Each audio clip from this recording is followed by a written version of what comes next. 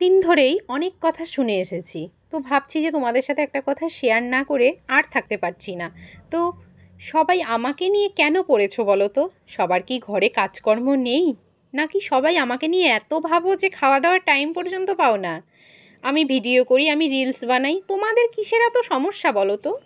আরে বাবা, আমি আমারটা খেয়ে আমারটা পরে আমি ভিডিও বানাই। সবাই তো অ্যান্ড্রয়েড ফোন ইউজ করছো, সবাই নেট ইউজ করছো, সবাই করো না? আমার পিছে কেন লাগছো বলো তো? আর যদি তোমাদের আমাকে ভালো না লাগে, আনফ্রেন্ড করে দাও, আনফলো করে দাও। বিশ্বাস করো, এরকম দু একজনের ভালোবাসার আমার দরকার নেই। আমাকে ফেসবুক পেজ থেকে 68K, আর ইনস্টাগ্রাম থেকে 99K, ইউটিউব থেকে সবাই আমাকে এত এত ভালোবাসা দিচ্ছে বলেই সবার জন্য আমি ভিডিও বানাই। তোমাদের দু একজনের যদি ভালো না লাগে, তোমরা আমাকে ইগনোর করো, কিন্তু আমাকে নিয়ে পড়ে আছো কেন?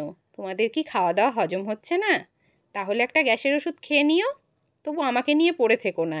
নিজেদের কাজ করো, নিজেদের খেয়াল রাখো, তাহলে দেখবে সব ভালো লাগবে। আর আমি ঘরের সব কাজ সামলে, বাচ্চা সামলে, সব কিছু করে তারপর আমি ভিডিও বানাই। সেটা তোমাদের কাছে কৈফিয়ত আমি দেব না যে আমি কেন করি। আর রইল বাকি টাকার কথা। হ্যাঁ, টাকার জন্য তো ভোর থেকে রাত অবধি সবাই ছুটছে টাকার পেছনে। তো সেটা যদি বলো, হ্যাঁ আমিও চেষ্টা করছি।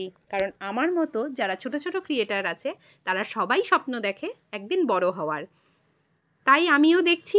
আর সোশ্যাল মিডিয়া আমাদের এত বড় একটা প্ল্যাটফর্ম দিয়েছে, যেখানে নিজেদের ঘরের কাজকর্ম দেখিয়ে কিছু আর্নিং করা যায়। তো সেটাই চেষ্টা করছি। আর যদি কোনো দিন স্বপ্ন পূরণ হয়, সাকসেস হতে পারি, তোমাদের পেট পুরে মিষ্টি খাইয়ে দেব। ঠিক আছে? এখন নিজেদেরটা ভাবো, আমারটা নিয়ে আর ভেবো না। আর ছোট ছোট ক্রিয়েটাররাই একদিন বড় হয়।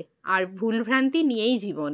ছোট ছোট অ আ না শিখে যেমন বই পড়তে পারে না, সেরকম সবারই ভুল ত্রুটি হতে হতেই সবাই শীর্ষে পৌঁছয়। তো যদি ভালো না লাগে, এড়িয়ে যাও। টাটা।